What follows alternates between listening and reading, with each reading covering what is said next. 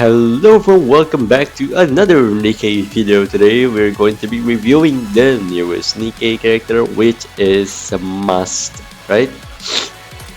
So, right off the bat, if you just take a look at her kit and actually just test her, right? I'm just gonna get straight to the point. She basically gives a huge, tremendous amount of buff at the cast of her own debuffs, which is hit rate minus 20%, right? And it stacks up to 3 times. But with every stack of this drunken thing, it will actually buffs your allies even more and herself. But if that stacks reach 3 times, then she is going to stun herself for 10 seconds, right? I know what you're thinking, the same as me, right? You're gonna be like, oh my god, this is bad, because stun for 10 seconds is huge, right? And the fact is at 40 seconds CDR burst 2 makes it even much worse, right?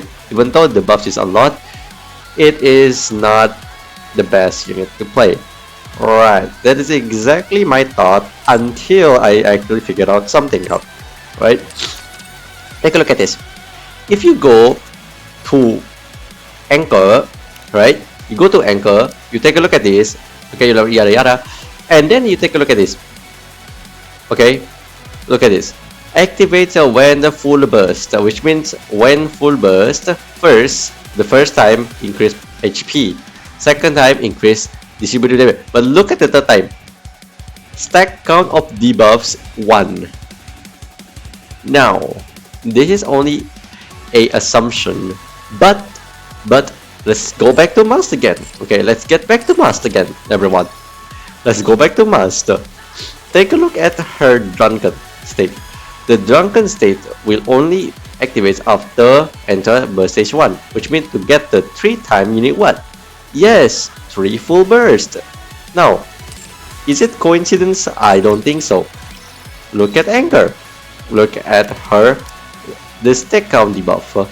Full burst though, 30 times, 3 times, right? Effect changes according to activation time. That means every time Mast is going to get stunned, technically, Anchor should be the one erasing that debuff. That means what? Yes, exactly what I'm telling you. That means the debuff on Mast, the whole buff thingy will even be much more insane when you play it with Anchor. And guess what? It's a 40-second CDR as well on burst 2. So that means that Mast and Anchor is most likely like dual bunny, where you actually have to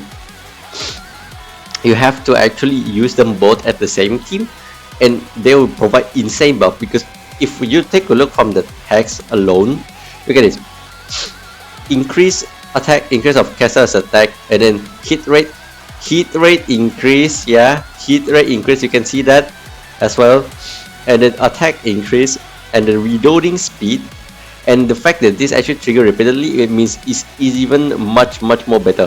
So previously, I would definitely say like Mast alone, like if you take a look at her alone, she'll be like very bad, she'll be shit, because like there's stun time. But now that I just realized that her skill actually synchronizes so fucking well, like it's dual bunny with the Anchor, that actually changes my mind a whole damn time. So there's gonna be maybe other CCs or maybe people that have been misguided that she's a bad unit. But let me just tell you that she is what the like, I just realized this because after I record this the second time, the first time I recorded, I'm like, wait a minute, there's something different about her and Anchor. And I was like, oh yeah, maybe they were meant to be used like a dual bunny, in which they will both burst. You know, maybe your DPS burst with Mast and then your other DPS burst with Anchor, who knows. But at the current state, we can never know unless I actually put them both in a team and we test it together. But for now, I would say hold your gems until Anchor comes out, and then I'm gonna test them both. I'm gonna make a video about it, okay? So hold your gems, do not pull yet until it's guaranteed. If and only if this debuff actually can erase the stun on Anchor, on Mast, then it'll be insane. Like the buff provided by Mast is actually insane in its own way, and it's gonna be very huge for the water weakness rate going forward, right? So yes, I know you will be like, oh my god, but I want to know like how good she is alone. Then no worries, I got you. But I actually tested her out even though I don't have her, so that's okay. But here is the video. I'm not gonna make it a full video, I'm just gonna cut until the end so you guys can know how much damage and how much buff she basically makes on a team, on the user team, right?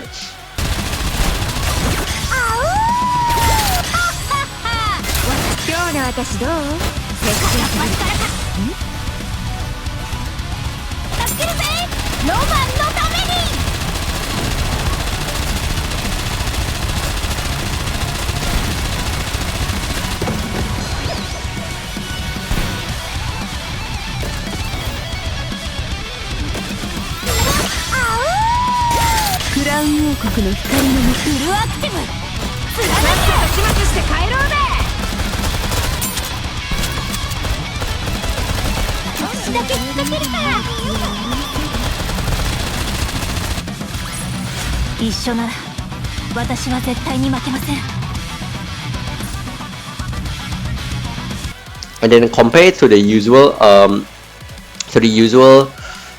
crown with the Naga team, the usual this team. So compared with this team, it's actually only different by like 100 to 200 million. It's different based on the runs, but usually it differs around 200 to 200 million. And do keep in mind that this is also a must alone without anchor. And other thing to know is that she's not capped with overload. She's only on overgear tier 9 only with the max level, max skill, no cube, no whatsoever, right? So the potential is huge. You have to see when anchor comes out. If anchor comes out good, then yes, then he and anchor will be definitely in the top in the unit, yeah. And yeah, that's basically it for this video. I hope this video can actually help you and clear out some misunderstandings about these two units, because if you take a look at, again, if you take a look at Mast alone, she's not gonna be a good unit. Same here for me. I would never thought of her as a must pull or something, some sort of a good unit until I actually saw anchor. So let's just wait and hopefully they both synchronize as well. Yeah, that's basically it for this video. I hope it helps you in understanding her more, her kit, and basically whether or not to pull her or not. And yeah, that's basically it for me. If you have any questions, please feel free to comment in the comment section below. And I will see you guys in the next video. Peace everyone, have a good day, enjoy the rest of the video. Yep, bye, peace.